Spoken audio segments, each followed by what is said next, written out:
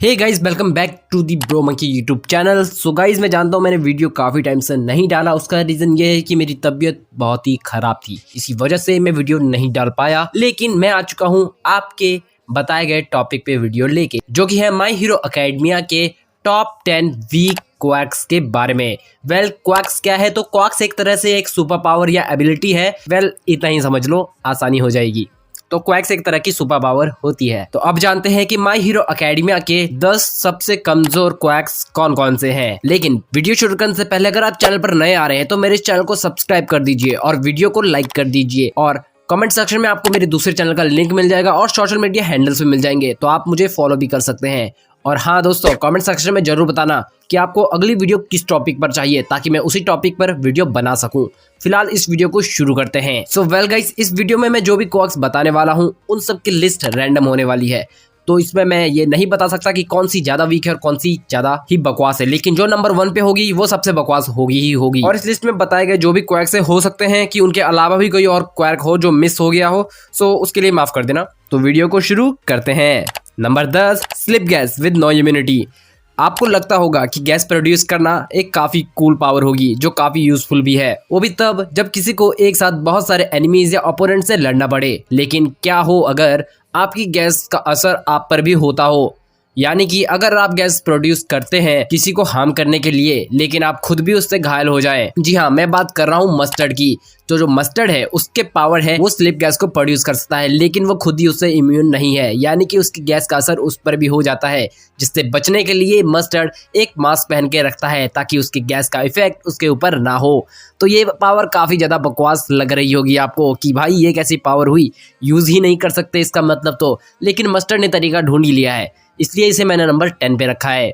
Number 9, tail. तो कुछ characters tell के साथ काफी ओपी लगते हैं, लेकिन फिर भी कुछ टेल्स ऐसे भी होते हैं जो किसी काम की नहीं होती। मैं बात कर रहा हूँ माशी आराओ ओजिरो के क्वार्क की। आपको ये बात माननी ही होगी कि माई हीरो अकेडमिया में सबसे बेकार क्वार्क एक टेल ही है, क्योंकि अब तक हमने इस टेल का ज़्यादा यूज़ होते नहीं देखा है और ना ही ये ज़्यादा यूज़फुल लगता भी है। ये सिर्फ स्टिक को पकड़ने और डराने के काम के अलावा और किसी काम की नहीं है। हो सकता है इसमें ज़्यादा स्ट्रेंथ भी हो सकती है, बट इसका ज़्यादा इस्तेमाल हमें देखने को नहीं मिला है।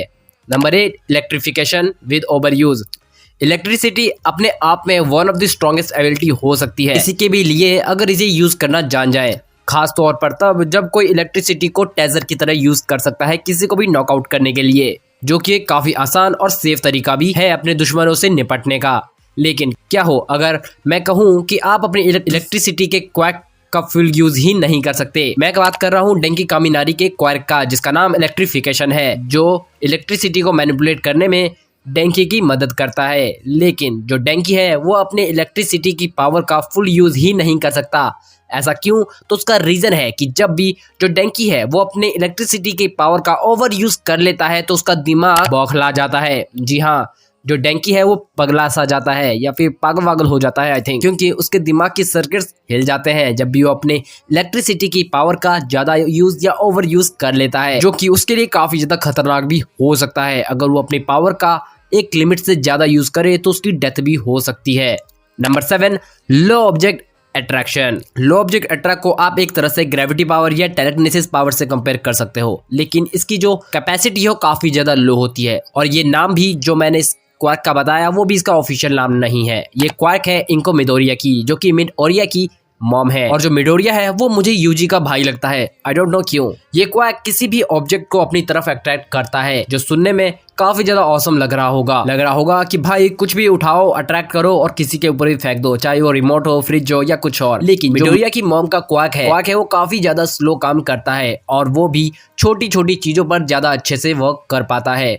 और बड़ी चीजें जैसे कि फ्रिज, टीवी, इन सब पर उस चीज का कोई यूज नहीं होता, और अगर वो उन पर यूज करती है तो उसमें हो सकता है बहुत सारा टाइम लग जाए। और अगर वो कोई सुपर हीरो होती इस पावर के साथ तो वो डेफिनेटली सबसे वीक होती। यही रीजन है कि मैंने इसका को इस लिस्ट में रखा है। Number 6, any voice. किसी भी एनिमल लवर को ये क्वाक सबसे ज्यादा पसंद आने वाला है, क्योंकि एनीवॉइस क्वाक की मदद से आप किसी भी एनिमल से बात कर सकते हैं। और एक हद तक मैं कहूंगा कि ये पावर काफी कूल है, क्योंकि अगर आप इस क्वाक को अच्छे से यूज करते हैं तो आप किसी भी एनिमल की पावर का यूज कर सकते हैं, उससे मदद मांग सकते हैं।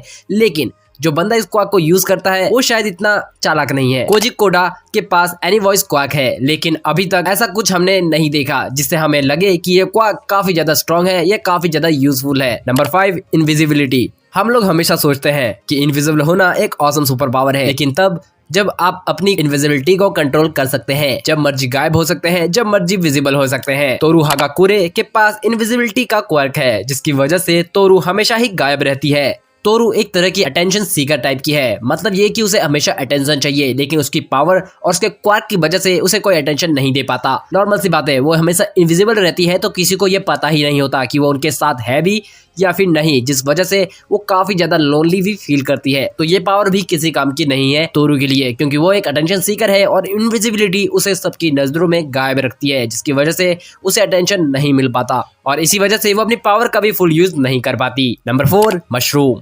कोनोको कोमारी अपने क्वाक की मदद से मशरूम उगा सकती है। जी हाँ, आपने सही सुना, कोनोको अपनी बॉडी में कहीं भी मशरूम्स उगा सकती है और तो और दूसरों के बॉडी के ऊपर भी मशरूम उगा सकती है। हालांकि ये मशरूम हमेशा तक नहीं रहते, सिर्फ कुछ घंटों के लिए ही रहते हैं। कोमारी ने अपने क्वाक का इस्तेमाल करने का तरीका पता कर लिया है, लेकिन फिर भी मशरूम उगाने उसे काफी ज्यादा टाइम लग जाता है, जिसकी वजह से उसका क्वाक भी इतना ज्यादा स्ट्रॉन्ग नहीं लगता। Number 3, pop of. My hero Acadia में आपने मिनोरू मिनोता को तो देखा ही होगा, उसी के पास पॉप ऑफ क्वार्क है।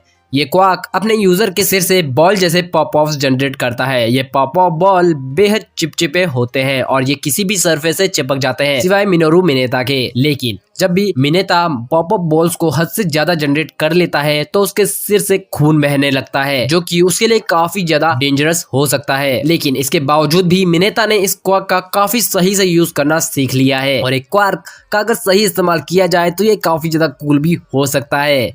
Number 2, Gecko. Shuichi Iguchi league of villain का एक पार्ट है, होप कि मैंने इसका नाम सही लिया होगा, जो काफी ज्यादा फेमस विलन्स में से एक भी माना जाता है, क्योंकि वो एक लिजर्ड और ह्यूमन का हाइब्रिड जैसा दिखता है।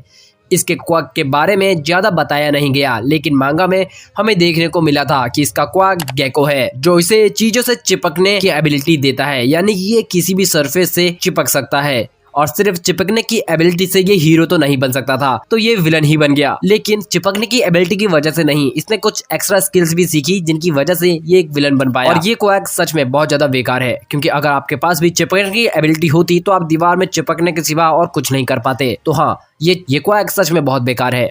नंबर 1 पर जो क्वार्क है वो सच में बहुत ज्यादा बेकार लगा मुझे, लेकिन मैं सोच रहा था कि गेको ज्यादा बेकार होगा। तो नंबर 1 पर है लार्ज फिस्ट।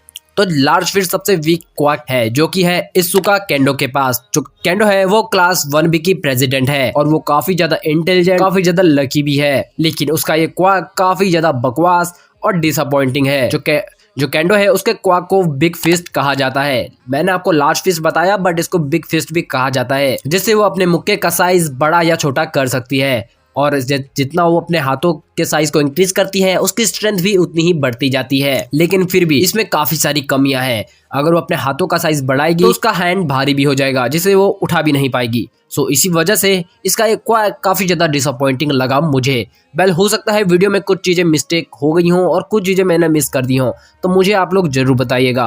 वेल, आज की वीडियो बस इतना ही, और मैंने जो भी आपको बताया है वो काफी शॉर्ट रखने की कोशिश की है, ताकि आपको मोटा मोटा पता लग जाए कि आखिर सीन क्या है। और चैनल को सब्सक्राइब, वीडियो को लाइक और शेयर करना ना भूलिएगा। सो होप कि आप लोगों को वीडियो अच्छी लगी होगी। मैं मिलूंगा आपसे नेक्स्ट वीडियो में, तब तक के लिए टाटा, बाय बाय,